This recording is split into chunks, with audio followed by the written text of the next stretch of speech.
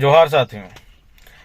5 फरवरी को झारखंड के नए मुख्यमंत्री चंपाई सोरेन जी को फ्लोर टेस्ट में बहुमत हासिल करना था और उन्होंने बहुमत हासिल करके झारखंड की जो वर्तमान सरकार है उसको बचा लिया है। इससे पहले आप जानते हैं कि 31 जनवरी की रात को झारखंड के पूर्व मुख्यमंत्री हेमंत सोरेन जी को ईडी द्वारा हिरासत में लिया गया। कल 5 फरवरी को हेमंत सोरेन जी जब विधानसभा में आए तो उन्होंने अपना जो अभिभाषण था उसमें कहा कि मेरे खिलाफ जो आरोप है उसके कागज दिखाए, सबूत साबित करके दिखाए। अगर मैं मुजरिम हूं तो मैं राजनीति से संन्यास ले लूंगा। यह बात हेमंत सोरेन जी ने कल कही।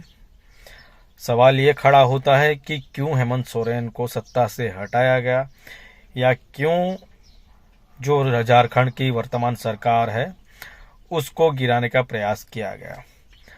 हम सब जानते हैं कि साल 2024 यानी कि लोकसभा का चुनाव होने वाला है और सिर्फ ये झारखंड में ही नहीं हुआ। इससे पहले हम देख रहे हैं कि महाराष्ट्र की सरकार भी गिराई गई, उसके बाद भाजपा के गठबंधन वाली सरकार बनी, उसके बाद बिहार में भी जो सरकार थी उसको गिराया गया और जनता दल और बीजेपी की गठबंधन वाली सरकार बनी। यानी कि कहीं ना कहीं जो राज्यों की वर्तमान सरकार है जिनको लोगों द्वारा चुना गया है उस सरकार को हटा दिया जा रहा है और भाजपा उस पार्टी के साथ गठबंधन करके नई सरकार बना रही है। यानी कि कहीं ना कहीं लोकशाही की हत्या हो रही है और लोगों ने जिनको चुना है उनको सत्ता से हटा दिया जा रहा है और भाजपा जबरन सत्ता पे कब्जा कर रही है। अब बात आती है झारखंड की। झारखंड में क्यों किया गया? तो एक तो लोकसभा के चुनाव है 2024 में और दूसरी बात यह है कि हम सब जानते हैं कि पूरे देश में अगर कोई राज्य जो खनिज संसाधन से बहुत धनी है वह राज्य है झारखंड। इससे पहले आप हसदेव में देख सकते हैं कि हसदेव में क्या किया हुआ। पहले कांग्रेस की सरकार थी, कांग्रेस की सरकार हारने के बाद विधानसभा चुनाव में भाजपा जो जीती तो भाजपा के आने के तुरंत बाद वहां पे हसदेव जो जंगल है वो जंगल काट के कोयला निकालने की परमिशन दी गई और वहां के जो जंगल है वह काटे गए। तो हसदेव में भी कोयला निकालने के लिए यानी कि जो छत्तीसगढ़ के खनिज संसाधन है उनको लूटने के लिए भाजपा की सरकार बिठाई गई और जैसे भाजपा की सरकार सत्ता में आई वैसे ही हसदेव जंगल को उजाड़ा गया। तो कहीं ना कहीं झारखंड में भी भाजपा द्वारा यही होने वाला था कि यह जो वर्तमान सरकार है उसको गिरा दिया जाए, बाद में सत्ता हासिल की जाए और जो कानून बने हैं उन कानूनों में बदलाव किया जाए और उसके बाद जो झारखंड के खनिज संसाधन है उसको लूटा जाए, पर्यावरण को नुकसान पहुंचाया जाए, वहां के जो आदिवासी हैं उनको हटाया जाए और उसके बाद ये जो संसाधन है खनिज संसाधन उसको लूटा जाए।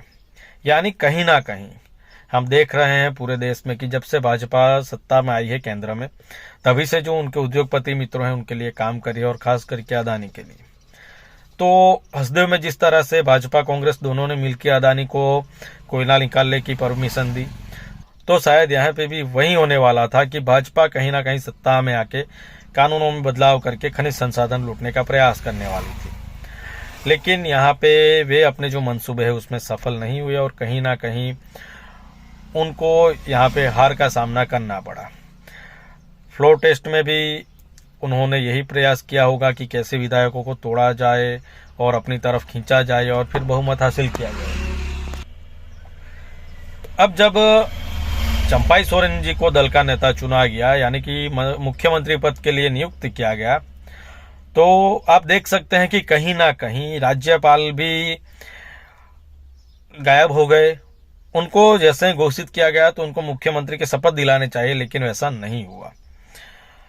उन्होंने तत्काल चंपाई सोरेन जी को शपथ नहीं दिलाई जिस तरह से बिहार में हुआ। बिहार में जैसे ही सरकार गिरी तो नीतीश कुमार को तुरंत मुख्यमंत्री पद के शपथ दिलाए गए, लेकिन झारखंड में वो नहीं हुआ।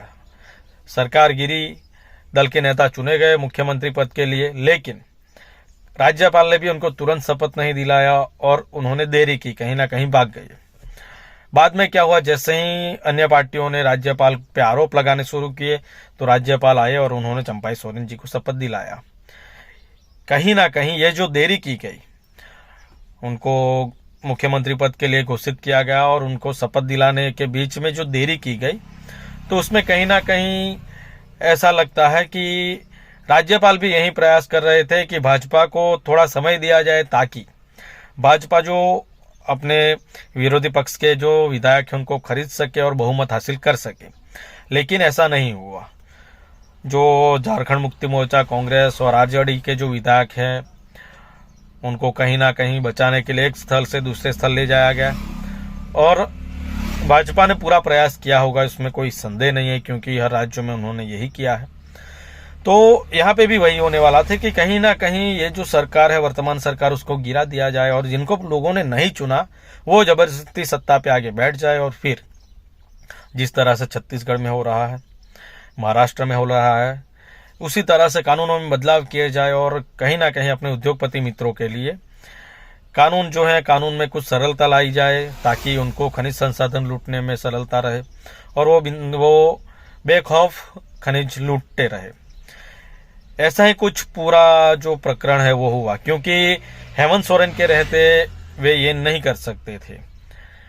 लेकिन हेमंत सोरेन की गिरफ्तारी के बाद भी आप देख सकते हैं कि कैसे वहां पे जो सरकार थी वह बच गई, और कहीं ना कहीं यहाँ पे बीजेपी को सफलता नहीं मिली सरकार तोड़ने में।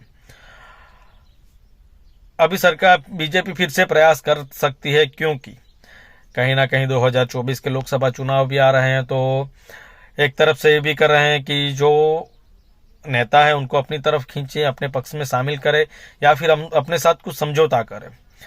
हेमंत सोरेन के साथ भी यही हो रहा था, उनको समझौते के लिए प्रेशर बनाया जा रहा था, लेकिन हेमंत सोरेन ने मना कर दिया कि हम कभी झुके नहीं और झुकेंगे नहीं, हम लड़ेंगे, क्योंकि ये हमारे अस्तित्व की लड़ाई है, ये हमारे अस्मिता की लड़ाई है। और ऐसा कह के उन्होंने जो भाजपा का जो प्रेशर था, भाजपा जो उनको झुकाना चाहती थी, लेकिन उनके सामने वे टिके रहे और उन्होंने समझौता करने के बजाय जेल जाना पसंद किया। और उन्होंने अपने भाषण में ये भी कहा कि उनके संज्ञान में शायद पहली बार ऐसा हुआ है कि किसी मुख्यमंत्री को गिरफ्तार किया हो, यानी कि भारत के लोकतंत्र में 31 जनवरी जो है काला दिवस बन के रह गया है कि लोकतंत्र की किस तरह से हत्या की जा रही है भाजपा के द्वारा। सिर्फ झारखंड में ही नहीं, आप पूरे देश के अलग अलग विस्तार में देख सकते हो कि क्या हो रहा है।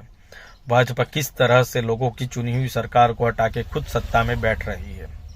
साथियों, उस वीडियो को शेयर जरूर कीजिएगा, चैनल सब्सक्राइब करना बाकी हो कर लीजिएगा, पेज फॉलो जरूर कीजिएगा। आपकी राय कमेंट में बताएंगे। मिलेंगे दूसरे वीडियो में, तब तक के लिए जोहार, जय आदिवासी।